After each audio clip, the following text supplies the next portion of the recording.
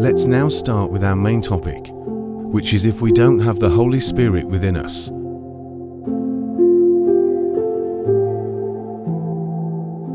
Is it okay to ask it?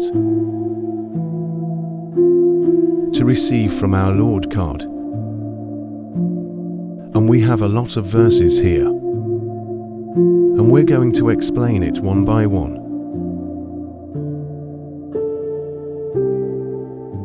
Verses Luke 11, verse 13. If you then, who are evil, know how to give good gifts to your children,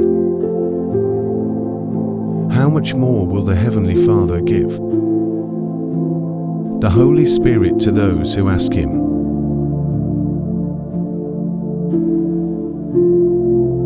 So it's a key to us.